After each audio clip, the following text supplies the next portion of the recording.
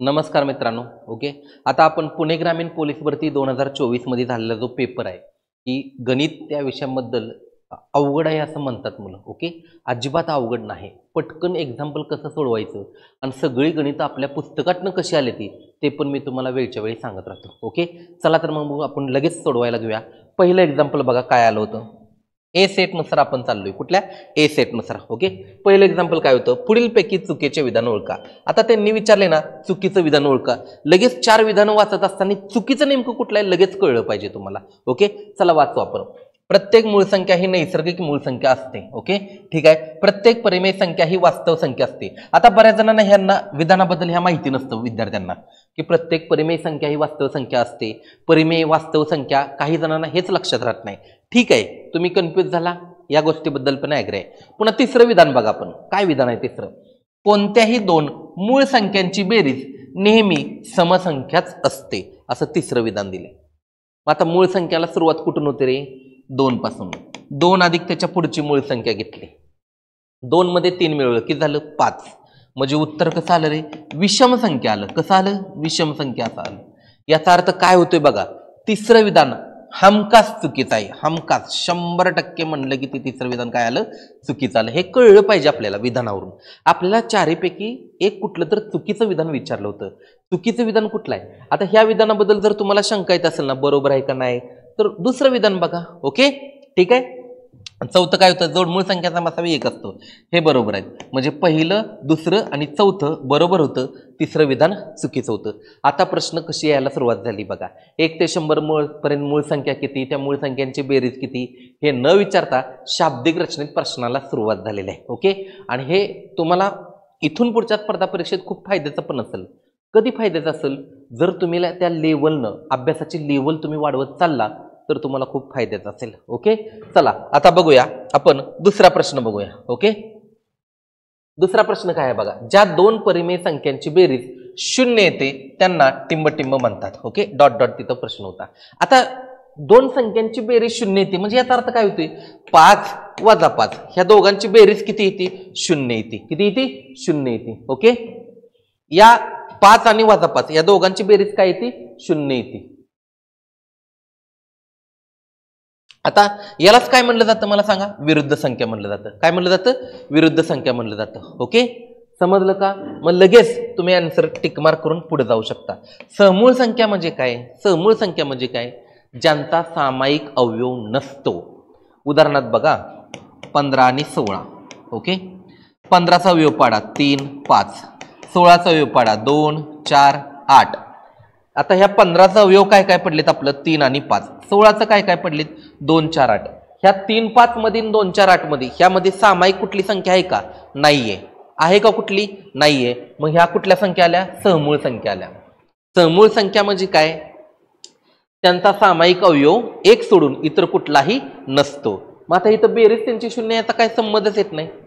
जोडमूळ संख्या, जोडमूळ संख्या म्हणजे 3 5 5 7 यांची बेरीज तर कधीही धनच येणार आहे. सिंपल आहे.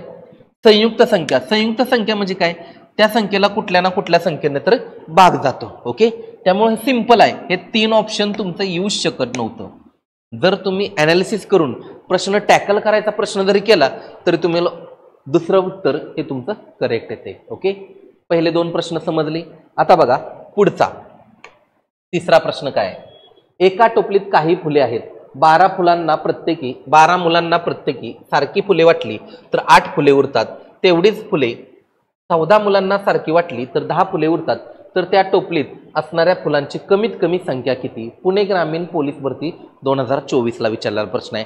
हाच पिंपरी चिंचवड पोलीस भरती 2024 ला विचारला. हाच प्रश्न नवी मुंबई पोलीस भरती 2016 ला विचारून झालेला आहे त्यांचा. ओके, कुठल्या वेळेस प्रश्न विचारलाय आता बघा. हो का, इथं होता, एका डब्यात काही चॉकलेट आहेत. नवी मुंबई पोलीस भरती 2016 ला विचारून झालाय. हे आपल्या पुस्तकातला प्रश्न आहे. त्या पुस्तकातलं पेज आहे आपलं, पान क्रमांक 133 आहे. येऊन गेलाय 2016 ला. तिथं मी तुम्हाला पुस्तकात देत असताना पहिल्यांदा गणित सोडवून दिलं. गणित सोडवून दिल्यानंतर सरावासाठी 4 उदाहरणं दिलेत या, आणि सरावासाठी 4 उदाहरणं झाल्यानंतर पुन्हा परीक्षेला 4 दिले ती. म्हणजे एका टाईपची तुम्हाला 8 8 9 9 उदाहरणं आहेत आपल्या पुस्तकात. 10,000 पेक्षा जास्त एक्झाम्पल आपल्या पुस्तकात आहेत. सोडवल्यानंतर तुम्हाला आवर्जून समजेल. काय करायचंय सिंपल, फक्त कशा कशाने भाग लावला, ह्या 12ने आणि 14ने. म्हणून 12 आणि 14चा लसावी काढायचा. 12 आणि 14चा काय काढायचा, लसावी काढायचा. 12 आणि 14 दोन्हीला कशाने भाग जातो, 2ने. बेसक 12 बेसाती 14. मग लसावीला कोणाकोणाचा गुणाकार करता, सिंपल आहे, आता तुम्हाला कळाले. 2 गुणिले 6 गुणिले 7 बेसक 12 12 84. ओके. आता तुम्ही 84 लिहायला जाताल, चौथा पर्याय म्हणून 84 लिहायला जातात, ते उत्तर फायनल नाही. काय सांगितले, 12 मुलांना वाटल्यास प्रत्येक वेळी किती उरतात, 8. 14 मुलांना वाटल्यास प्रत्येक वेळी किती उरतात, 10. ह्या 12 आणि 8 मधला फरक किती आहे, 4 आहे. 14 आणि 10 मधला फरक किती आहे, 4 आहे. जो फरक आहे ना, तो लसावी मधनं फरक वजा करायचा, लसावी वजा फरक घ्यायचा. 84 मधून 4 वजा करायचं, 84 मधून 4 वजा केल्यास 80 उरते. म्हणजे त्या टोपलीत किती फुले असतील, 80 फुले असतील. पर्याय क्रमांक 3 हे तुमचं आन्सर आलं. ओके. मी सारखं सांगताना सांगतोय की आज शाब्दिक रचना बदलते, शाब्दिक रचना बदलते. ऑफलाईन बॅच मध्ये पण मी कितीतर वेळा सांगितले, कुठं तर फुलं येतात, नाहीतर कुठं तर चॉकलेट आली, नाहीतर पिशवीत गोळ्या आल्या. पिशवीत गोळ्या हे पिंपरी चिंचवडला आलं होतं. एका पिशवीमध्ये गोळ्या आहेत, त्या वाटल्या, 12 वाटल्यानंतर 8 राहिल्या. ओके. या पद्धतीचा प्रश्न होता. 12 मुलांना वाटल्या तर 8 गोळ्या शिल्लक उरल्या, 14 मुलांना वाटल्यानंतर 10 गोळ्या शिल्लक उरल्या. ओके. आता इथं काय आली, फुलं आली. उद्या काय येऊ शकतं, डब्यातील चॉकलेट. 2016ला येऊन गेलाय प्रश्न, तोच पुन्हा 2025ला तुम्हाला येणाऱ्या 9,000 मध्ये प्रश्न फिरू शकतो. ओके. शाब्दिक रचना फक्त त्यांची बदलत राहते. प्रश्न अजिबात अवघड नव्हता. पुढचा प्रश्न बघा. हा येऊन गेलेला आहे, तुम्हाला सांगितलेलं आहे. ठीक आहे. 60 दिवसात संपणारे काम 36 दिवसात पूर्ण करायचे असल्यास मजुरांची संख्या पूर्वीच्या कितीपट कमी करावी लागेल, किंवा कितीपट करावी लागेल. ओके. आता कमी करावं लागेल, वाढवावं लागेल. हे सोडवायचं कसं, या 60ला आहे ना 36 भाग लावायचा, द्यायचं संक्षिप्त रूप, ते तुमचं उत्तर आहे. चला आता दोन्हीला कशाने भाग जातोय, 12ने. 12 त्रिक 36, 12 पंचे 60. म्हणजे उत्तर किती आलं तुमचं, 5/3. पर्याय क्रमांक 4 हे तुमचं आन्सर आलं. ओके. सोपा प्रश्न होता. आता या प्रश्नाला तुम्ही 5-10 सेकंद सोडवून राहिलेले 30-40 सेकंद तुम्ही दुसऱ्या प्रश्नाला वापरू शकत होता. हे तुम्हाला समजलं पाहिजे. जर गणित जर तुम्ही म्हणताय ना की अवघड होतं, प्रश्न आम्हाला कव्हर झाला नाही, पेपर आम्हाला कव्हर झाला नाही, बरीच मुलांचा फोन अक्षरशः रडली, कव्हर झाला नाही. ठीक आहे. प्रोबॅबिलिटी मधला प्रश्न आहे, 3D मधलं 2 प्रश्न आहेत, ते प्रश्न वेगळ्या लेवलचे आहेत. सरासरीतला सिंपल प्रश्न आहे, पण तिथं देताना संख्या न देता थोडी शाब्दिक रचना बदलल्या, त्यामुळे मुलं कन्फ्यूज झाली. ओके. अजिबात कन्फ्यूज होऊ नका, संपूर्ण व्हिडिओ बघा, तुम्हाला नक्की समजेल. तुम्हाला प्रत्येक प्रश्न 20 सेकंदात टॅकल कसा करायचा. ओके. बघा सिंपल प्रश्न होता. पुढचा प्रश्न बघा. एका त्रिकोणाच्या 2 बाह्य कोनांची मापे अनुक्रमे 60 अंश व 130 अंश आहेत, तर त्या त्रिकोणाचा प्रकार कोणता असेल. आता त्रिकोण काढला तुम्ही, सिंपल आहे, एक त्रिकोण तुम्ही काढला. त्रिकोणाच्या आतील तिन्ही कोनांची मापांची बेरीज किती असते, 180 अंश असते. ओके. आतील 180 डिग्री असते. आता बघा इथं या त्रिकोणाला मी इथं दुसरी रेष ओढली अशी. ओके. तुम्हाला काय सांगितले, बाह्य कोनाचं माप एक किती आहे, 60 अंश आहे. दुसऱ्याचं माप किती आहे मला सांगा, 130 अंश आहे. थोडक्यात रेषीय जोडीतील इथलं 60 अंश असेल ना, तर इथलं किती असेल, 120 असेल. कारण रेषीय जोडीतील 2 कोनांच्या मापांची बेरीज किती असते, 180 अंश असते. नियम आहे हा. ओके. इकडे 60 अंश बाह्य कोण असेल ना, तर आतला कोण असेल 120 अंश. किती असेल, 120 अंश. जर एक कोण तुमचा 90 अंशापेक्षा जास्त गेला तर त्याला काय म्हणतात, विशाल कोण म्हणतात. काय म्हणतात, विशाल कोण म्हणतात. तुमचं आन्सर काय आलं मग मला सांगा. ओके. तुमचा आन्सर काय येणार, विशाल कोण हे तुमचं आन्सर येणार. जर करेक्ट एक कोण 90 अंशाचा असता, किती अंशाचा असता, 90 अंशाचा, तर तुमचं उत्तर आलं असतं काटकोन. आणि तिन्ही कोणाची माप 90 अंशाच्या आतली असती तर काय आला असता, तुमचा लघुकोन आला असता. हा काटकोन कधी आला असता, 90 अंश असता तर. ओके. आणि तिन्ही कोणाची माप समान असती, 60 अंश 60 अंश 60 अंश. ओके. तर कुठला आला असता, समभुज त्रिकोण आला असता. त्यालाच आपण लघुकोन म्हणू शकतो. ठीक आहे. हा काय म्हणू शकतो, लघुकोन म्हणू शकतो. ठीक आहे. समजलं असेल तुम्हाला. इथं 120 अंश आले कारण बाह्य कोन 60 अंशाचा होता, तो 180 मधून वजा केला, आला 120 अंश. प्रश्न टॅकल करू शकता 30 सेकंदात, काही प्रॉब्लेम नाही. ठीक आहे, पुढचा प्रश्न बघूया आता. हा, आपलं पुस्तक आहे हे 10,000पेक्षा जास्त. आजच ऑनलाईन मागवा. पहिल्यांदा तुम्ही टेलिग्रामला जावा. टेलिग्रामला ह्या 30 प्रश्नाची PDF तुम्हाला दिलेली आहे. कुठल्या पेज क्रमांकावरून प्रश्न आलाय ना ते सुद्धा तुम्हाला टेलिग्रामला दिलेलं आहे. आवर्जून तुम्ही टेलिग्रामला जाऊन ही सगळी PDF डाउनलोड करा. कुठला प्रश्न कसा आलाय, आपल्या पुस्तकाची पण PDF आहे, आणि नक्की आवर्जून तुम्ही ऑनलाईन मागवा. ओके, जवळच्या दुकानामध्ये संपर्क करा. नसेल तर दिलेल्या मोबाईल क्रमांकाला तुम्ही संपर्क करा आणि ऑनलाईन मागवा. तुम्हाला पुस्तक मिळून जाईल. ठीक आहे. आता पुढचा प्रश्न बघा. एका चौरसाची बाजू 10% वाढवली तर चौरसाचे क्षेत्रफळ किती टक्क्याने वाढेल? ओके, आता हे ऑफलाईन बॅचला मी सांगून कंटाळू. 10% येतं, 20% येतं, 30% येतं, 40% येतं आणि 50% येतं. याच्या बाहेर येतच नाही. 10% वाढवली म्हणजे 21% वाढते. 10% वाढली म्हणजे 11चा वर्ग करायचा. 11चा वर्ग किती येतो? 121. त्यातनं 100 कट करायचा, राहिले 21%. 20% म्हणलं की 12चा वर्ग करायचा. 12चा वर्ग किती येतो? 144. त्यातनं 100 कट करा, वाढली 44% क्षेत्रफळ. जर 30% आलं तर 13चा वर्ग करायचा. 13चा वर्ग किती येतो? 169. मग 100 कमी करा, राहिले 69% क्षेत्रफळात वाढा. अजिबात अवघड नव्हतं, सोप्पा होता. 10% उद्या, 20% उद्या, 30% उद्या, काही फरक नाही पडत. उद्या जरी तुम्हाला असं आलं एका चौरसाची बाजू 40% वाढवली, क्षेत्रफळ किती टक्क्याने वाढेल? 40% म्हणजे 14चा वर्ग करायचा. मग 14चा वर्ग काय येतो? 196. 196 मधून तुम्ही 100 वजा करा, राहिलं किती? 96% क्षेत्रफळ वाढेल. सिंपल होतं. Okay, same. आता हा प्रश्नाचं उत्तर किती आलं? 21% आलं. हा प्रश्न पण आपल्या पुस्तकात आहे, ऑलरेडी प्रश्न आहे आपल्या पुस्तकात. सरावासाठी उदाहरणं दिलेत ना तुम्हाला. प्रकरण 38 आहे बघा, त्यात पहिलंच उदाहरण आहे बघा सरावासाठी. उदाहरणामध्ये एका चौरसाची बाजू 10% वाढवली तर क्षेत्रफळ किती टक्क्याने वाढेल? पहिलाच पर्याय 21%. ओके, इथं त्यांनी पर्याय वेगळे दिले. ठीक आहे. पुढचा प्रश्न बघा आता. नाटकाच्या तिकिटांची किंमत 25% वाढवल्याने मुळे खप 15% कमी झाला तर एकूण उत्पन्नात शेकडा वाढ किंवा घट किती होईल? प्रश्न त्यांनी वेगळ्या शाब्दिक रचनेत बदलला. आपल्या पुस्तकातलाच टाईप आहे. वस्तूची किंमत वाढते, कमी होते, कामगारांचा पगार वाढतो, कमी होतो, त्याच लेवलचं हे गणित आहे.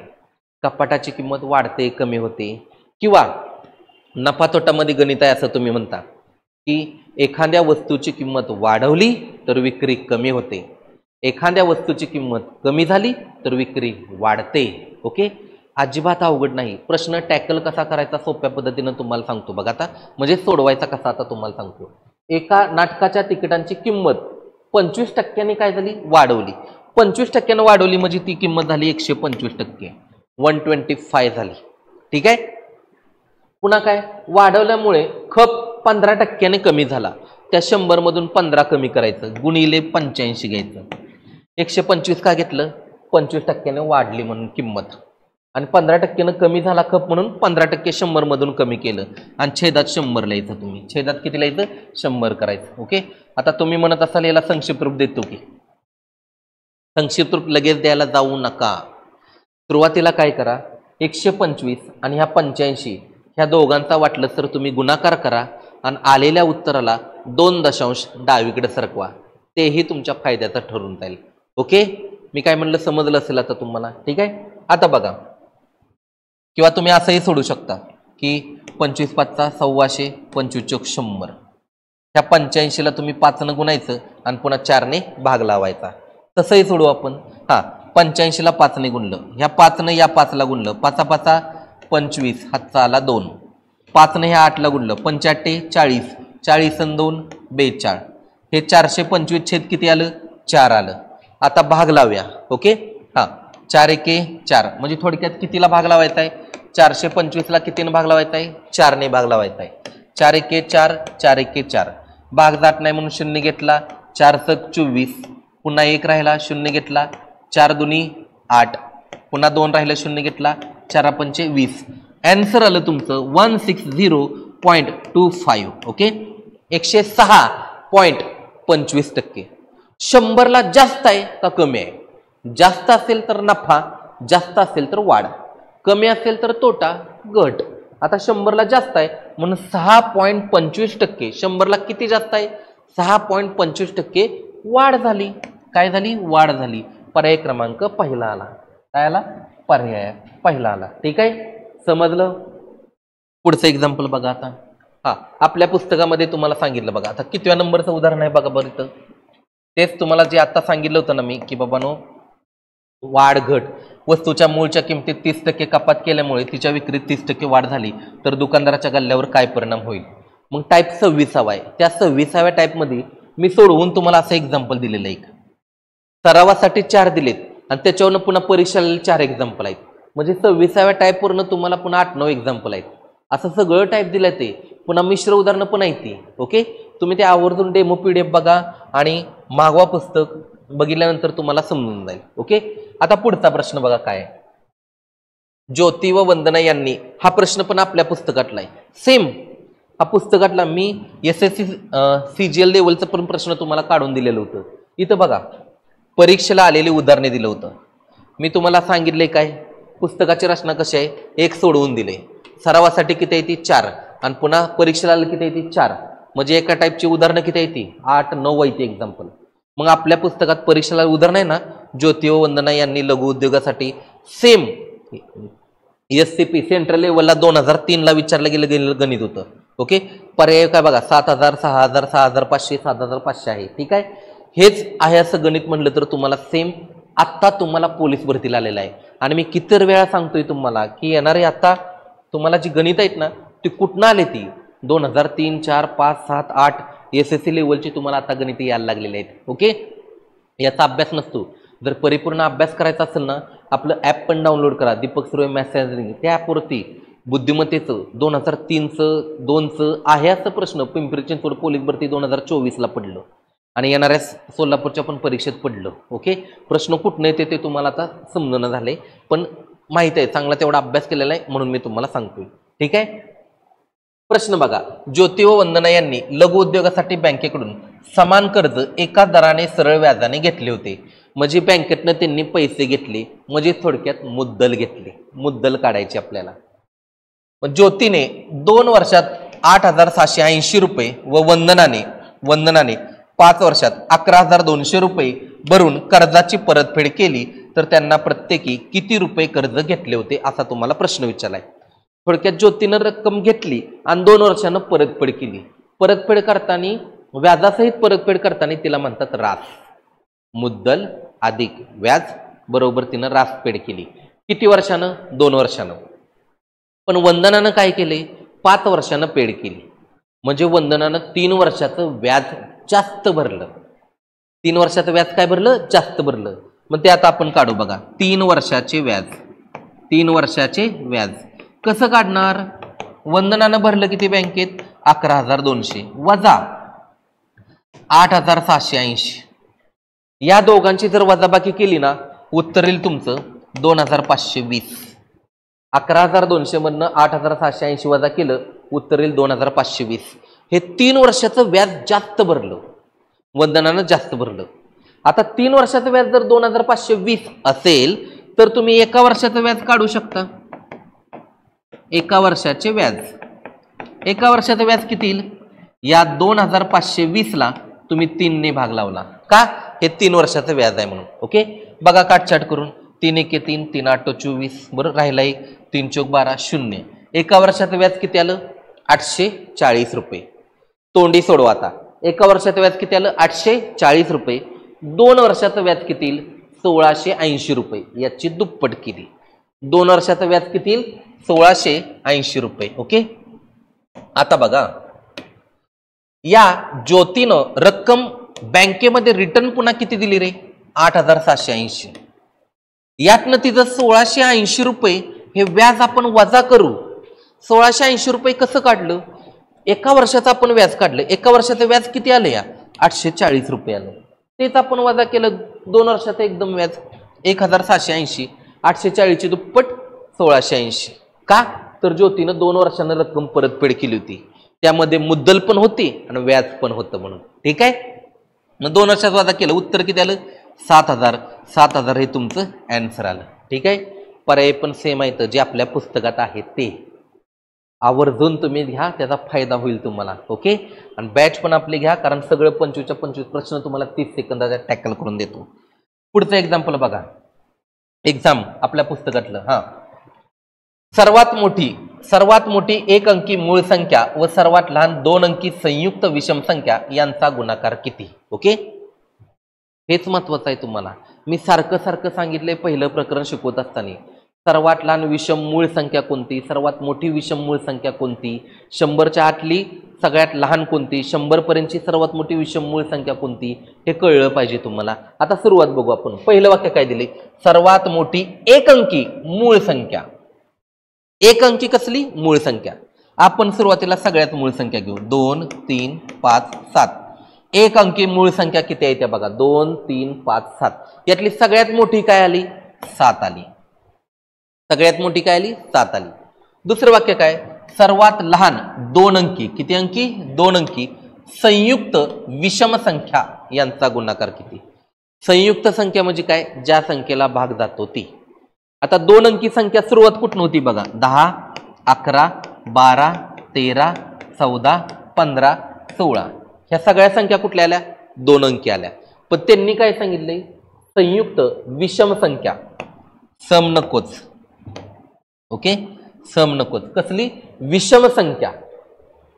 सर्वात लहान 2 अंकी संयुक्त विषम संख्या यांचा गुणाकार किती? आता संयुक्त पाहिजे. कशी पाहिजे? संयुक्त. मग मूळही नको, 11 आणि 13 पण नको, मूळ संख्या नको, संयुक्त पाहिजे, त्यातही विषम पाहिजे. मग काय आली? 15. म्हणून 7 गुणिले 15 या दोघाचा गुणाकार किती आला? 105. हे तुमचं आन्सर आलं. ओके, सुटतोय आराममध्ये प्रश्न तुम्हाला. ठीक आहे, पुढचं एक्झाम्पल बघा. आता 72 ने निशेष भाग जाणारी खालीलपैकी संख्या कोणती? मी कसोट्यात देत असताना तुम्हाला आहे ना, जवळजवळ 125च्या पुढे पण कसोटी दिली बघा. 125ची पण कसोटी दिली आहे, इथं 72ची कसोटी दिली आहे, 99ची पण कसोटी दिली. पुस्तकामध्ये दिलेलं आहे हे तुम्हाला. मग काय सांगते बघा 72ची कसोटी? ज्या संख्येला 8 व 9 ने भाग जातो त्या संख्येला 72 ने भाग जातो. ज्या संख्येला 8 व 9 ने भाग जातो त्या संख्येला कशाने भाग जातो? 72 ने भाग जातो. आता या प्रश्नात 8 व 9 ने भाग जातो म्हणजे थोडक्यात 9ची कसोटी काय सांगते? दिलेल्या संख्येतील अंकांची बेरीज 9च्या पाड्यात पाहिजे. पहिला पर्याय बघा, त्यातल्या अंकांची बेरीज 9च्या पाड्यात येते का बघा, तर त्याला 9 ने भाग जाईल. जरी 9 ने भाग गेला तरी त्याला 8 ने पण भाग गेला पाहिजे. 9 आणि 8 दोन्हीनं भाग गेला तर कुणी जाईल? 72 ने भाग जाईल. पहिला पर्याय बघू. 8 आणि 1 9, 9 आणि 6 15, 15 आणि 1 16, 16 आणि 2 18. ठीक आहे, 18 9च्या पाड्यात आहे, मान्य केलं. आता शेवटच्या 3 अंकाला 8 ने भाग जातोय का? 8 1 8, राहिले इथं 2, नाही जात, म्हणजे पहिला पर्याय येत नाही. आपण 8चीही कसोटी लावली आणि 9चीही कसोटी लावली. 8ची कसोटी काय होती? शेवटच्या 3 अंकाला जर 8 ने भाग गेला तर सगळ्या संख्येला 8 ने भाग जातो. दुसरा पर्याय बघा. 9 आणि 7 16, 16 आणि 3 19. ओके, 19 आणि 4 23, 23 आणि 4 27. बेरीज आली 27, 27ला 9 ने भाग जातो, परिपूर्ण भाग जातो. आता शेवटच्या 3 अंकाला 8 ने भाग जातोय का बघा. 8 चौक 32, राहिलं 2, 8 त्रिक 24, परिपूर्ण भाग जातोय, म्हणजे पर्याय क्रमांक दुसरा येणार. हे चौथा आणि तिसरा बघत पण बसू नका. बेरीज येते का काय येते का बघत बसू नका. ह्या दुसऱ्या पर्यायाला 8 आणि 9 दोन्हीनं भाग गेलाय ना, मग ह्याला 72 ने 200% भाग जाणार. ठीक आहे, समजलं? पुढचा प्रश्न आता बघू. ही बघा आपल्या पुस्तकातील विभाज्यतेच्या कसोट्या प्रकरण आहे. ओके, हा, पुढे बघा. आता 61 नंबरचा एक्झाम्पल. सेट ए आहे बरं का, ए नुसार सेट. एका पुस्तकाचा 3/5 भाग आणि 15 पाने वाचल्यानंतर 125 पाने वाचावायची शिल्लक राहतात तर त्या पुस्तकाला एकूण पाने किती? हा प्रश्न पण आपल्या पुस्तकातला सेम आलाय, सेम. सरावासाठी मी सोडवून दिलाय ना पहिल्यांदा, तोच आहे असा प्रश्न यावेळी पोलीस भरतीला आला. बघा, पूर्ण संख्यावरील क्रिया म्हणून प्रकरण आहे, पान क्रमांक 76 आहे आपल्या पुस्तकातलं, टाईप 27 आहे आणि तोच प्रश्न आहे. एका पुस्तकाचा 3/5 भाग. 3/5 भाग म्हणजे काय? 3/5 भाग आणि 15 पाने वाचल्यानंतर 125 पाने वाचायची शिल्लक राहिली तर त्या पुस्तकाला एकूण पाने किती?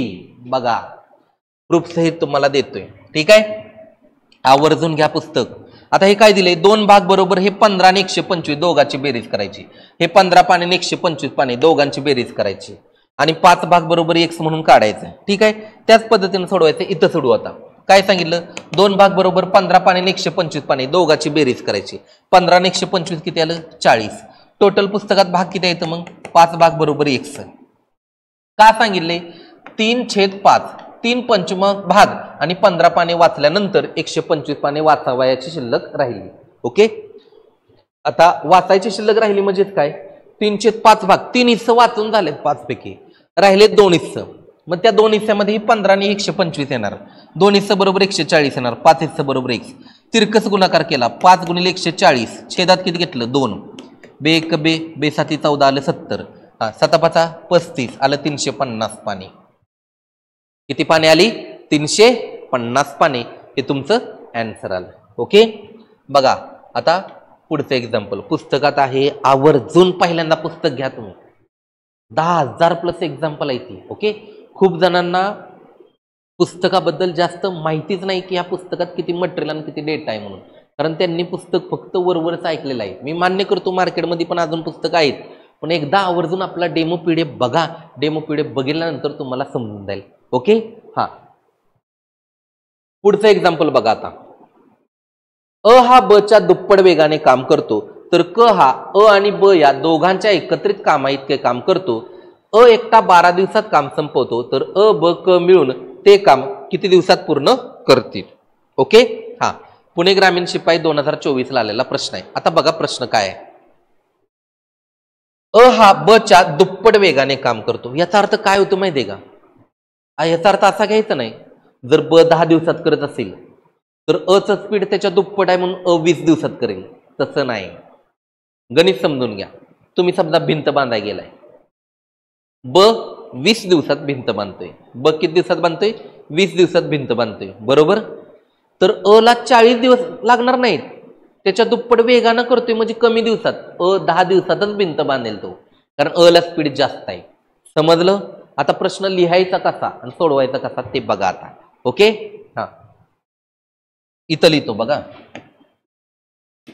राहिलेला आपण एक्स्ट्रा पेज पण एखादं घेऊ अ हा ब च्या दुप्पट वेगाने काम करतो आपण अ ला काय म्हणू माहितीये का 1/x अ किती करतोय 1/1 काम 1 दिवसात करतो ब कसा करेल माहितीये का ब बरोबर 1/2x ब बरोबर काय आलं 1/2x आलं आता तुम्हाला काय सांगितलंय तर क हा अ आणि ब या दोघांच्या एकत्रित कामा इतकं काम करतो मग क कसा करतोय बघा ह्या दोघांची बेरीज करायची या दोघांच्या बेरजे इतकं क काम करतोय मग कसं लिहिणार 1/x अधिक 1/2x लिहिलं 1/x अधिक काय लिहिलं 1/2x लिहिलं आता यांची बेरीज करा बघा इथं 2x आहे इथं x आहे बरोबर आहे छेद समान करत असताना इथं 2 ने गुणणार जर छेदाला 2 ने गुणलं तर अंशालाही 2 ने गुणणार म्हणून येईल 2/2x अधिक 1/2x येईल बघा मी काय केलं छेद समान केला इथं 2x आहे इथे 2x करण्यासाठी या छेदाला 2 ने गुणलं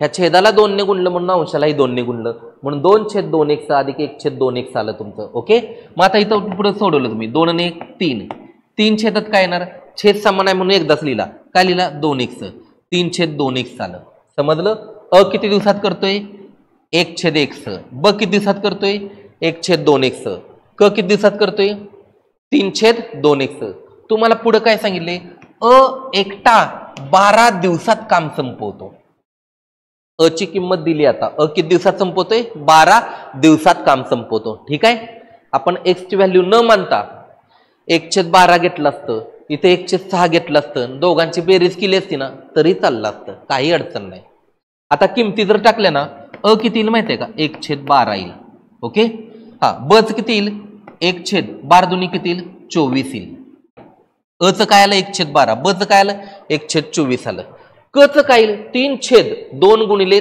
x आहे 2 गुणिले x म्हणजे काय 12 दुनी 24 3 किती येईल 24 येईल क च काम किती येईल 3/24 ह्या 3 ला 24 ला तुम्ही भाग लावून बघा 1/8 येईल किती येईल 1/8 आता तिघं मिळून एकत्रित काम किती दिवसात करतील असा तुम्हाला प्रश्न विचारलाय आपण एखादं पेज वाढवून घेऊया बघा 1/12 अधिक 1/24 अधिक 3/24 तिघे मिळून एकत्रित ते काम किती दिवसात करतील असं विचारलंय मग छेदाचा काय काढायचा लसावी छेदाचा लसावी किती आला 24 24 येण्यासाठी 12ला कितीने गुणलं 2ने, म्हणून अंशालाही 2ने गुणलं.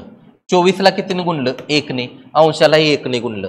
24 येण्यासाठी 24ला कितीने गुणलं 1ने, ह्या 3ला पण 1ने गुणलं 3 आलं. 2 आणि 1 3, 3 आणि 3 6, 6/24 मध्ये त्याचं उत्तर काय आलं. एक काम ते मिळून किती दिवसात करतील 4 दिवसात करतील. फायनल आन्सर येईल तुमचं ते काम 4 दिवसात ते काम पूर्ण करतील. समजलं? ठीक आहे. पुढचा प्रश्न आता बघा. ओके, हा आपल्या बॅचेस आहेत बघा, वेगवेगळ्या बॅचेस आहेत. भूमितीची बॅच 399 रुपयाला आहे, 3 महिने व्हॅलिडिटी आहे. बुद्धिमत्तेची 3 महिन्याची 699 आहे. अंकगणित आणि भूमिती दोन्ही मिक्स 699 रुपयाला आहे. ही खूप फायद्यात ठरले. मराठी व्याकरण 699 आहे आणि अंकगणित, भूमिती, बुद्धिमत्ता तिन्हींचा एकत्रित कॉम्बो पॅक 999 आहे आणि व्हॅलिडिटी पण 6 महिन्याची आहे. ती तर बॅच खूप फायद्याची ठरेल. ठीक आहे. पुढे एक्झाम्पल बघा आता. चला, ताशी 60 किमी वेगाने सरासरी वेगाने जाणारी आगगाडी जर ताशी 75 किमी वेगाने गेल्यास निर्धारित मुक्कामावर 48 मिनिट लवकर पोहोचली तर त्या गाडीचा एकूण प्रवास किती केला. सिंपल आहे. तुम्ही पहिल्यांदा 60 व 75चा लसावी काढायचा.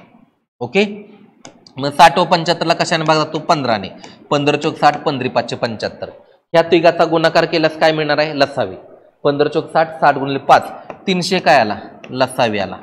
300 काय आला लसावी आला. ओके, हे समजायचं तुम्ही गृहीत अंतर. कसं समजायचं गृहीत अंतर समजायचं. या बघा इकडे लिहितो मी. या 300ला 60ने भाग लावायचा. किती तास लागतील 5 तास लागतील. किती तास 5 तास. पुन्हा त्या 300ला 75 भाग लावायचा. किती तास लागतील 4 तास लागतील. ओके, म्हणजे एकदा जर 60च्या स्पीडनं तुम्ही गाडी चालवली ना 300 अंतर जाण्यासाठी तुम्हाला लागतील 5 तास. तीच गाडी 75च्या स्पीडनं चालवली ना तुम्हाला लागतील 4 तास. पण तुम्हाला काय सांगितले रे 48 मिनिटे अगोदर पोचते, लवकर पोचते. जर 60 मिनिटात तुम्ही 300 किलोमीटर अंतर जाताय तर 48 मिनिटात किती जाचाल असा थोडक्यात प्रश्न आहे. मग तिरकस गुणाकार केला. कोणी कोणाला गुणणार 48ने कोणाला गुणणार 300ला गुणणार. छेदात किती लिहिणार 60. शून्याला शून्य कट 6 1 6, 6 5 30. 48 गुणिले 5 केलं 240 उत्तर येईल. पर्याय क्रमांक काय येईल तुमचं 2 उत्तर येईल. ओके, पाठीमागच्या प्रश्नात बघा इथं पर्याय क्रमांक 4 पहिला होता. ओके, त्याच्या अगोदरच्या प्रश्नात पण पर्याय क्रमांक 3 काय होता 350 होता. मी काही पर्यायाला गोल केलं नाहीत पण तुम्हाला समजते आता तिथं. ठीक आहे, इथं आलं 240 आलं. समजून घ्या प्रश्न. हा खूप प्रश्न महत्वाचा आहे बघा. हा प्रश्न मुलात बऱ्याच जणांना आला नाही. अजिबात अवघड नाही. ओके, काही प्रश्नाचे उत्तर घेत असताना आपल्याला उलट्या अँगलनं थोडासा विचार करावा लागतो. आता कसा विचार करायचा आहे बघा. 2 3 4 या प्रमाणात असलेल्या मोठ्यात मोठ्या 2 अंकी 3 संख्यांचा सरासरी किती. 2 अंकीच पाहिजे, ती पण मोठ्यात मोठी पाहिजे. ओके, आणि किती संख्यांची 3 संख्यांची सरासरी किती म्हणून तुम्हाला विचारले. ठीक आहे, मग आता हे सोडवायचं कसं. मोठ्यात मोठी 2 अंकी रेशो कसा आहे बघा. 2 3 4 मोठ्यात मोठी संख्या पाहिजे. सगळ्यात मोठी 2 अंकी संख्या काय 99. मग सगळ्यात मोठी संख्या इथं 4चा हिस्सा आहे बरोबर आहे का. अर्थात त्या संख्येला 4ने भाग गेला पाहिजे. त्या संख्येला कशाने भाग गेला पाहिजे 4ने भाग गेला पाहिजे. जातोय का 99ला 4ने भाग नाही. 98ला 4ने भाग जातोय का नाही. 97ला 4ने भाग जातोय का नाही. त्याच्या अगोदरची 96ला 4ने भाग जातोय का तर जातोय. मी काय लिहिलं काय म्हटलं कळतंय का.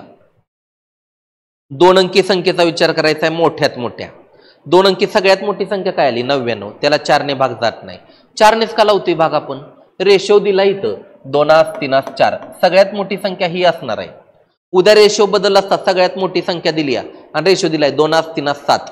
तर जोपर्यंत 7 भाग जातोय ना तोपर्यंत लावायचा. मग 7 भाग 99ला गेला नसता 98ला गेला असता. ओके, समजलं पाहिजे तुम्हाला. आता इथं 4ने भाग लावायचा आहे. 99ला जात नाही, 98ला जात नाही, 97ला जात नाही, 96ला जाते. ओके, म्हणून 96 भागिले तुम्ही 4 केलं उत्तर किती आलं 24 आलं. एक हिस्सा म्हणजे किती आलं 24 आलं. आता आपण तिन्ही संख्या काढू शकतो. पहिला हिस्सा किती आहे 2 हिस्सा इथं. मग 24 दुनी 48 पहिली संख्या. दुसरा हिस्सा किती आहे 3 हिस्सा आहे. मग 24ला 3 न गुणलं किती आलं 72 संख्या. तिसरा हिस्सा किती आहे 4.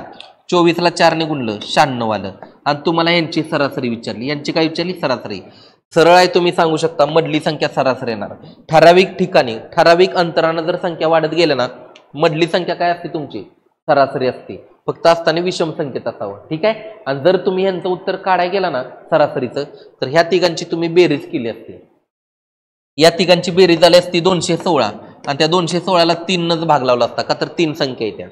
3 एके 3, 3 7 21, 3 2 6, तरी उत्तर तुमचं किती आलं, 72च आलं. शॉर्ट बट स्मार्ट समजून घ्या.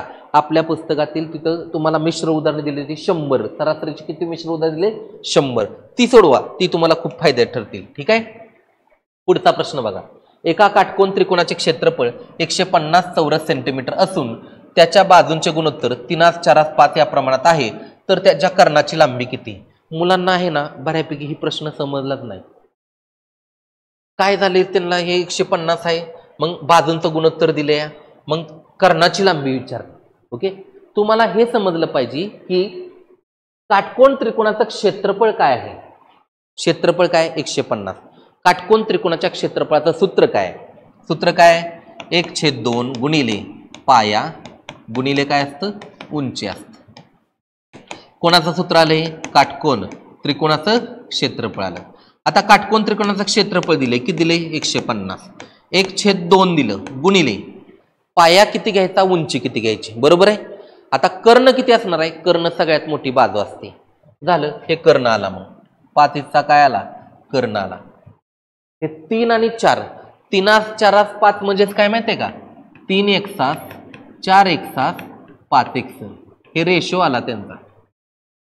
आता आपल्याला x ची किंमत फाइंड करायची. मग इथं लिहिताना लिहायचं 3x गुणिले काय लिहिलं मग 4x. समजलं. हे भागाकारात 2 आहे, इकडे आल्यावर काय गुणाकारात. हे 2 न कुणाला गुणणार, 150ला. समजते का बघा, 2 न कुणाला गुणणार 150ला. 150ला गुणल्यास किती उत्तर आली, 300. 300 बरोबर ह्या 3x न 4 ला गुणलं 3 चोक 12. x न x ला गुणल्यास काय येईल, x वर्ग येईल. काय येईल, x वर्ग येईल. समजलं का. हे 2 भागाकारात होतं, गुणाकारात आलं, 300 झालं. 3 चोक 12, 12 x वर्ग आलं. 12 गुणाकारात आहे, इकडे आल्यावर काय येईल भागाकारात. 300 छेद किती आलं मग 12, बरोबर काय आलं तुमचं x वर्ग आलं. जर 300ला 12 ने भाग लावला ना, आलं 25. 25 बरोबर काय आलं, x वर्ग आलं. x ची व्हॅल्यू किती आली मग 5 आली. व्हॅल्यू किती आली, व्हॅल्यू 5 आली. मग रेशो मग गुणल्याप्रमाणे केलं. पहिली किंमत काय येईल 5 त्रिक 15, दुसरी काय येईल 5 चोक 20, तिसरी काय येईल 5 5 25. सगळ्यात मोठी जी बाजू असती ना ती कर्ण असती. मग कर्ण काय येईल तुमचा 25 सेंटीमीटर आला. 25 सेंटीमीटर. समजलं. अजिबात अवघड नाही. डबल एकदा लिहून घ्या तुम्ही, लिहून घेतल्यानंतर समजून घ्या तुम्ही. ओके. पुढचा टाईप बघूया आता बघा. 66 नंबरचं एक्झाम्पल. 2 मीटर उंची 1.4 मीटर तळाचा व्यास असलेल्या एका धातूचा बंदिस्त दंडगोल. बंदिस्त दंडगोल, दंडगोल म्हणजे काय, दंडगोल म्हणजे आलं वृत्तचिती. काय आलं, वृत्तचिती आलं. ओके. इंग्लिशमध्ये त्याला आपण सिलेंडर म्हणतो, हिंदीमध्ये त्याला आपण बेलन म्हणतो. ओके. समजलं पाहिजे आता तुम्हाला. मग तुम्हाला काय विचारले, बनवण्यास दंडगोल बनवण्यास एकूण धातूचा पत्रा किती लागेल. थोडक्यात आपल्या पुस्तकातला कुठला टाईप बघायचा, एकूण पृष्ठफळ काढणे. वृत्तचितीचं काय काढणे, एकूण पृष्ठफळ काढणे. वृत्तचिती प्रकरण आहे बघा आपल्या पुस्तकामध्ये, खूप डिटेलमध्ये दिले, एक्सलेंट मध्ये दिले. अगदी तक्ता बिक्ता तुम्हाला दिलाय, तिथं तुम्हाला आकृती विकृती काढून दिली. आणि टाईप दुसराच आहे बघा, त्याच्यातला दुसराच टाईप. वृत्तचिती त्रिज्या दिली तुम्हाला, उंची दिली आणि वृत्तचिती एकूण पृष्ठफळ काढायचे. एकूण पृष्ठफळ म्हणजे बाहेरची बाजू. म्हणजे थोडक्यात इथं या प्रश्नात त्यांनी शाब्दिक रचना बदलली. ती दंडगोल बनवण्यास एकूण धातूचा पत्रा किती लागेल. म्हणजे थोडक्यात तिथं काय लागेल, वृत्तचितीसाठी क्षेत्रफळ काढायचं, सॉरी पृष्ठफळ काढायचं, एकूण पृष्ठफळ. मग एकूण पृष्ठफळाचं सूत्र काय आहे मला सांगा. 2 पाय r कंसामध्ये r अधिक ओके h घेतलं जातं. r अधिक काय घेतलं जातं, h.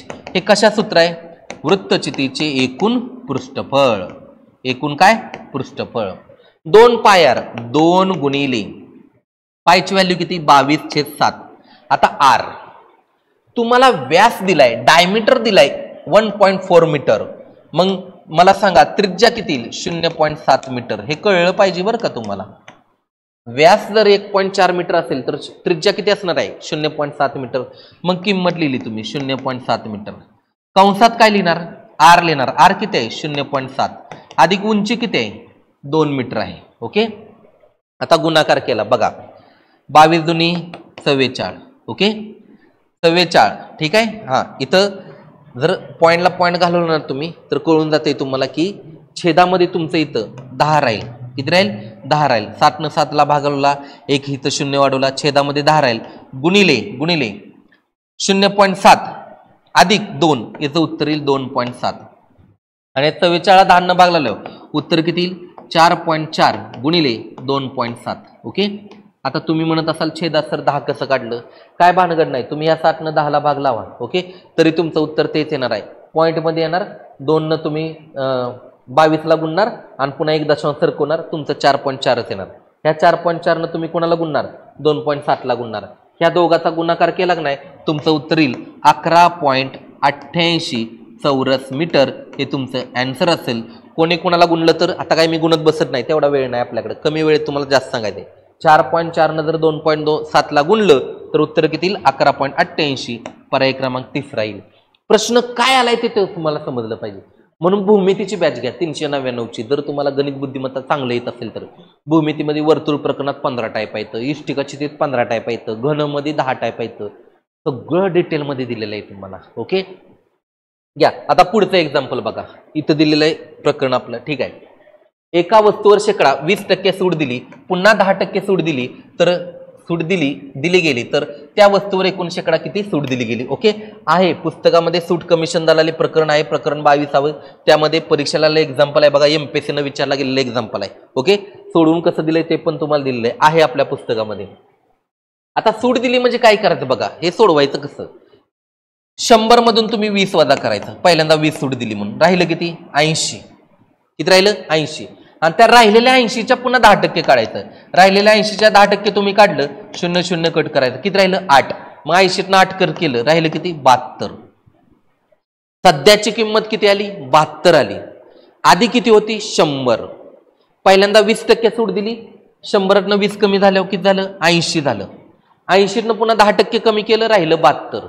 हे 72 राहिलंय आपल्याकडं, पण 100 मधून 72 वजा केल्याचं उत्तर काय ते? 28% सूट दिली. प्रश्न आता तुम्हाला समजला असेल. पुढचा प्रश्न आपण घेऊ. पाण्याने पूर्णपणे भरलेल्या बादलीचे वजन 18 किलो आहे. पाण्याने अर्ध्या भरलेल्या बादलीचे वजन 10 किलो असल्यास तर रिकाम्या बादलीचे वजन किती? काही नाही, अर्धी बादली भरली, किती किलोची आहे? 10 किलोची आहे. त्याला 2 ने गुणा, 10 दुनी 20 किलो झालं. किती किलो झालं? 20 किलो. पूर्ण कितीनं भरली? 18 न. वजा बाकी करा, 20 वजा 18 किती आलं? 2 किलो. पर्याय क्रमांक 1 हे तुमचं आन्सर आलं. असलं प्रश्न आलं 2-4 सेकंदात सुटलं पाहिजे, लगे आपल्याला राहिलेलं सेकंद चांगल्या प्रश्नाला वापरायचं. ठीक आहे. किती किलो आलं? 2 किलो. जिथे अर्धी भरली ना त्याची दुप्पट करायची, 20 किलो. पूर्ण भरली ते वजा करायचं, 2 किलो आलं. ओके. हा, पुढचा बघा आता प्रश्न. 3, 7, 11, 15 या संख्या मालिकेतील क्रमाने येणारी 40वी संख्या कोणती? श्रेणी प्रकरणातलं उदाहरण आहे. श्रेणी प्रकरणात आपल्याला पहिल्या टाईप म्हटलं पण एक्झाम्पल आलं आणि दुसऱ्या टाईप म्हटलं पण एक्झाम्पल आलंय. ठीक आहे. बघा प्रश्न काय आहे बघा. 3, 7, 11, 15 यातील 40व्या क्रमांकाची संख्या कुठली? सूत्र आहे त्याला ए अधिक n वजा 1 आणि कंसाच्या बाहेर डी लिहिणार तुम्ही. ओके, ए अधिक कंसामध्ये n वजा 1 आणि कंसाच्या बाहेर काय लिहिलं? डी. ए म्हणजे येतं पहिले पद. काय येतं? पहिले पद येतं.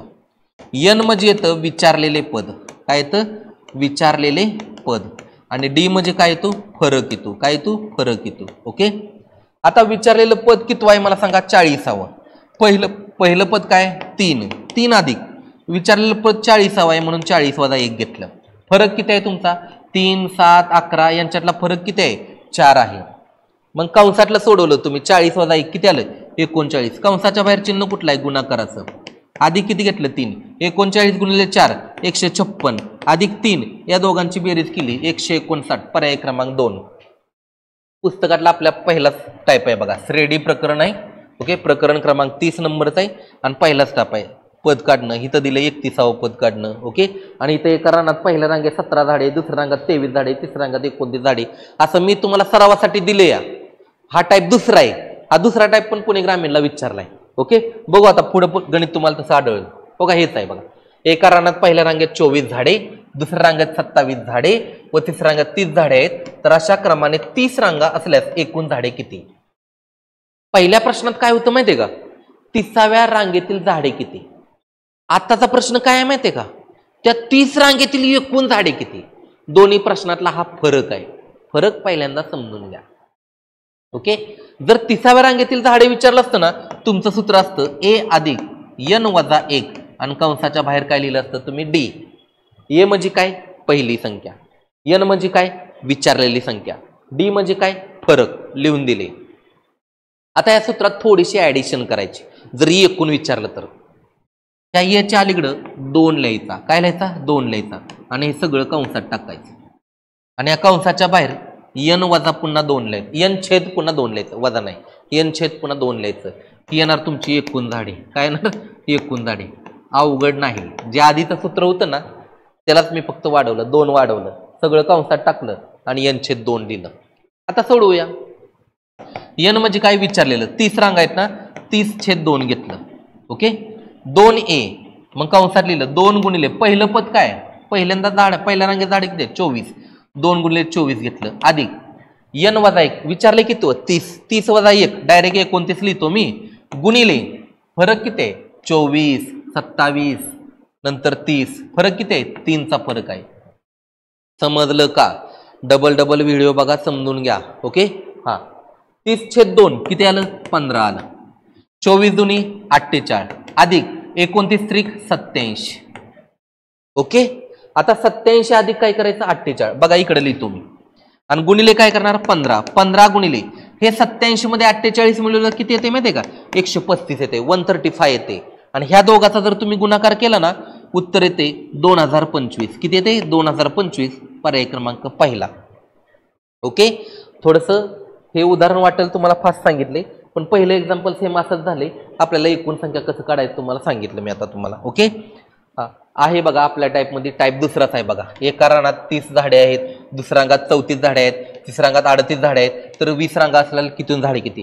पुस्तक पहिल्यांदा तुम्ही सोडवा, पहिल्यांदा तुम्ही प्रायोरिटीनं पुस्तक सोडवा. मुंबईला जे जे जाता येईल ना त्यांनी पहिल्यांदा प्रायोरिटीनं पुस्तक सोडवा. ठीक आहे, पुढचा टाईप आता बघा, ही आपली कॉम्बो बॅच आहे बघा. याच्यामध्ये गणित पण आहे, बुद्धिमत्ता पण आहे, भूमिती पण आहे, मराठी पण आहे. ओके, आणि जीएसच्या नोट्स आहेत त्या. हे चारही विषय तुम्हाला 6 महिन्याची बॅच आहे, 1499 रुपयाला तुम्हाला मिळतील. ओके, पुढचा प्रश्न बघा, एका व्यक्तीचे वय त्याच्या मुलाच्या वयापेक्षा 24 वर्षांनी जास्त आहे.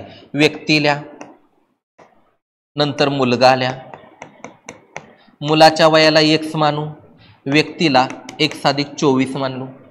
पहिल्या वाक्यावरून आपण मांडणी केली. एका व्यक्तीचं वय त्याच्या मुलाच्या वयापेक्षा किती जास्त आहे, 24 ने जास्त आहे. 2 वर्षानंतर, चला 2 वर्षानंतर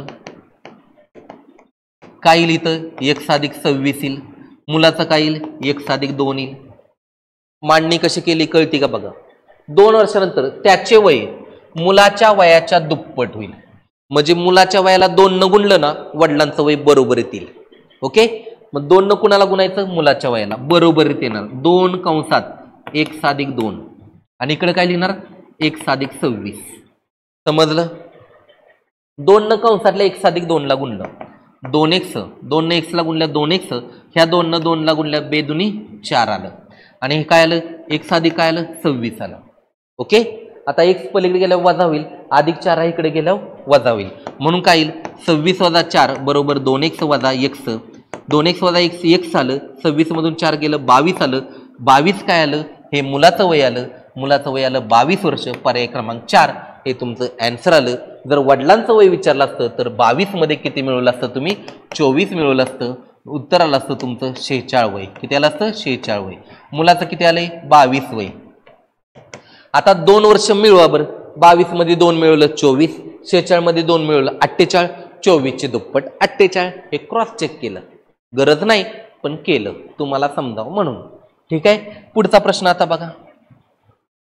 पी या नळाने 1 टाकी भरण्यास 10 तास लागतात, तसेच क्यू नळाने ती टाकी रिकामी होण्यास 14 तास लागतात.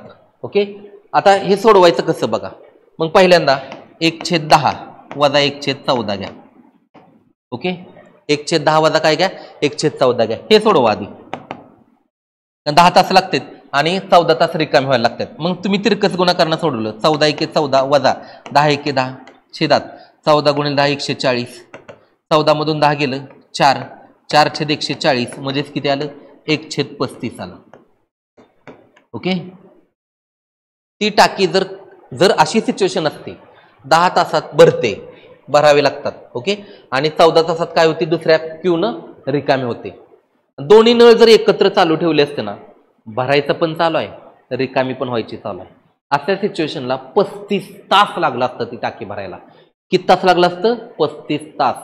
पण आता सिच्युएशन काय दिली बघा, दोन्ही नळ एकाच वेळी सुरू केले, परंतु 7 तासानंतर क्यू नळ बंद केला. किती तासानंतर? 7 तासानंतर. आता इथनं पुढे प्रोसेस बघा, त्या 1/35 ला तुम्ही 7 न गुणायचं. किती न गुणायचं? 7 न गुणायचं. 7 न का गुणलं? कारण एक टाकी दोघांनी मिळून, आता एक रिकामा करतोय ते सोडून द्या, एक भरतोय ते घ्या, भरतोय एक रिकामा होतोय, अशा सिच्युएशनला त्या दोन नळांना 35 तास लागला असतं. ओके, क्यू नळ किती तासानं बंद केलाय? 7 तासानं, म्हणून 1/35 गुणिले 7 करायचं. हे जर तुम्ही काटछाट करून सोडवलं ना, 7 × 7 7 5 35 राहिली 1/5. 1/5 काय झाली या? भरली या. काय झाली या? भरली टाकी तेवढी. शिल्लक किती राहिली? 5 पैकी 1 हिस्सा भरून झाला, शिल्लक किती राहिला? 4/5. समजतंय का बघा? 1/5 भरली. ओके, 7 तास चालवला ना नळ, सगळा चालवला का 35 तास? नाही, 7 तास चालवला. मग 7 तासात टाकी केवढी भरली? 5 पैकी 1 हिस्सा भरला. शिल्लक किती राहिला? शिल्लक राहिला 4/5. शिल्लक किती राहिला? 4/5. आता राहिलेला शिल्लक कोण भरणार आहे? पी भरणार आहे. पी सगळी टाकी किती तासात भरतो? 10 तासात, म्हणून गुणिले 10 केलं. गुणिले किती केलं? 10 केलं. आता हे सोडवलं तुम्ही, 5 × 5 5 दुनी 10, 4 दुनी किती आलं? 8 तास. राहिलेली टाकी पीला भरायला किती तास लागतील? 8 तास लागतील. तुम्ही म्हणणार पर्याय क्रमांक 1 आला सर, तुमचं चुकलं. तुम्ही सोडवलं बरोबर, तुम्ही विचार केला बरोबर, तुम्ही उत्तर काढले इथपर्यंत बरोबर, पहिला पर्याय दिसतोय तो पण बरोबर, तरीही तुमचं चुकलं. तुमचं मत चुकीचं नाही. वाक्यरचना बघा, तर पूर्ण टाकी भरण्यास एकूण किती वेळ लागेल? पूर्ण टाकी भरण्यास अगोदर 7 तास तो नळ चाललाय ना, 7 तासानं क्यू बंद केलाय, पण पी पण 7 तास चालू होता ना, तिथून पुढे पीला 8 तास लागलं. सुरुवातीचं 7 तास पुन्हा 8 तास, टोटल किती तास? 15 तास. 15 तास तुमचं उत्तर असेल, 8 तास नाही. लक्षात ठेवा. शाब्दिक रचना आपलं पुस्तक घेऊन बॅच घ्या, मग तुम्हाला कळेल तुम्हाला शाब्दिक रचना काय आहे, कशी आहे ती. ओके, बघा 2-3च एक्झाम्पल राहिली. बघा पुढचं एक्झाम्पल, एका पार्टीत 12 लोक एकत्र आल्यानंतर प्रत्येकाने इतरांशी एकदा हस्तांदोलन केले. कोणत्याही 2 व्यक्तीचे हस्तांदोलन एकदा होईल तर एकूण हस्तांदोलनाची संख्या किती होईल? पुणे ग्रामीण पोलीस भरती शिपाई 2024 ला आलेला प्रश्न. 3 वर्षापूर्वी आपण पुस्तक काढलेलं आहे, त्या पुस्तकामधील आहे असा प्रश्न मी तुम्हाला सांगतो. बघा आहे असा प्रश्न आलेला आहे. ओके, हा इथं बघा 25वा टाईप. एका सभेतील 12 लोकांनी एकमेकाचे हस्तांदोलन केले. मग सोडवायचं कसं? 12 गुणिले पाठीमागचा 1 घ्यायचा, 11 घ्यायचा आणि छेद 2 करायचं. बे बेसक 12 आकर्षक 66 हे तुमचं उत्तर आलं. ठीक आहे. 12 गुणिले किती घ्यायचं? 11 घ्यायचं, पाठीमागचा 1 घ्यायचा, भागिले 2 करायचं. बे बेसक 12 आकर्षक 66 आलं. आपल्या पुस्तकातील आहे असं आलं. पेज नंबर 49 ला आलं. सरावासाठी मी तुम्हाला सोडवून दिलेलं गणित आलं. त्याच्यानंतर मी सरावासाठी तुम्हाला 4 दिले ती, त्याच्यानंतर परीक्षेला 4 दिले ती. ओके, आवर्जून घ्या. नेक्स्ट पुढचं एक्झाम्पल बघा. ही कॉम्बो बॅच घ्या, गणित बुद्धिमत्ता भूमिती, तिघांचं एकत्रित 6 महिने 999 ला. ही बॅच खूप फायद्यात ठरेल. मगाशी मी तुम्हाला ह्याच बॅच बद्दल सांगितलं. पुढे बघा आता प्रश्न, एका पिशवीमध्ये 8 लाल 7 निळे 6 हिरवे चेंडू आहेत, तर त्यापैकी कोणताही एक चेंडू बाहेर काढला असता तो चेंडू लाल किंवा हिरवा नसण्याची शक्यता, संभाव्यता किती? आपल्या पुस्तकामध्ये टाईप क्रमांक 4, 5, 6 थोडासा अभ्यासा, म्हणजे तुम्हाला या प्रश्नाचं उत्तर समजेल. मी सोडवून देतो. आता बघा काय सांगितलंय तुम्हाला. पिशवीमध्ये चेंडू किती प्रकाराचा ते मला सांगा. 3 प्रकारचा चेंडू आहे, लाल, निळा, हिरवा. त्यातला कुठला नसण्याची संभाव्यता विचारली. लाल नको, हिरवा नको, लाल नको, हिरवा नको, मग फक्त कुठला पाहिजे? निळा.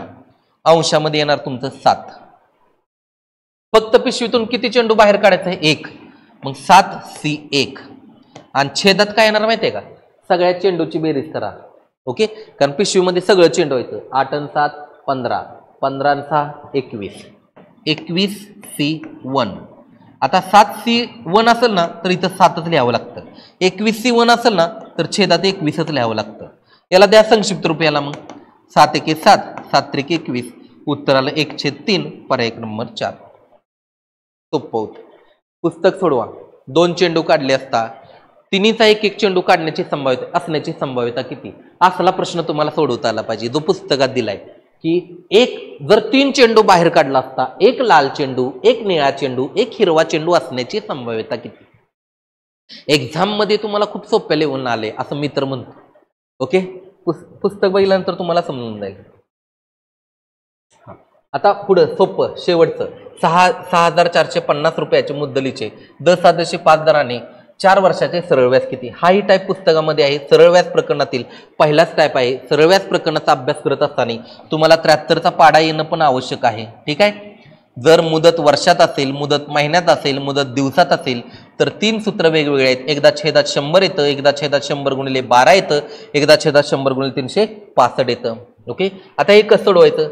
6,450 मुद्दल गुणिले मुदत घेतली, मुदत किती आहे 4 वर्ष, गुणिले दर किती आहे 5%, छेदात किती घेणार तुम्ही 100. हे तुमचं सरळ व्याज. शून्याला 0 कट केला. ओके, 5 एके 5, 5 दुनी 10, बे 1 बे, बे दुनी 4, 745 ची दुप्पट आली 1290. 1290 सरळ व्याज आहे का, आहे. पहिला पर्याय तुमचा. ठीक आहे, समजलं असेल आता तुम्हाला. ही एक कॉम्बी एका वर्षाची बॅच आहे 2399 ची. जर तुम्ही आता येणाऱ्या भरतीमध्ये जर तुमचं हारलं घडलं असेल तर येणाऱ्या 9000 भरतीमध्ये तुम्ही पास होण्यासाठी तुम्ही एका वर्षाची डायरेक्ट बॅग घ्या 2399 रुपयाची. ठीक आहे. हे प्रकरण कसं वाटलं, प्रकरण म्हणण्यापेक्षा ही टेस्ट तुम्हाला सोडवली कशी वाटली आवर्जून मला कमेंट बॉक्समध्ये सांगा. आणि जितक्या लोकांना जास्तीत जास्त शेअर करता येते ना तितक्या लोकांना शेअर करा. चॅनल आपला सबस्क्राईब करा. ही सगळी PDF तुम्हाला आपल्या टेलिग्राम चॅनलला मिळणार आहे. टेलिग्राम चॅनलची लिंक तुम्हाला डिस्क्रिप्शन बॉक्समध्ये दिलेली आहे. आपल्या ॲपची पण लिंक तुम्हाला डिस्क्रिप्शन बॉक्समध्ये दिलेली आहे. ठीक आहे. Thank you very much. थँक्यू.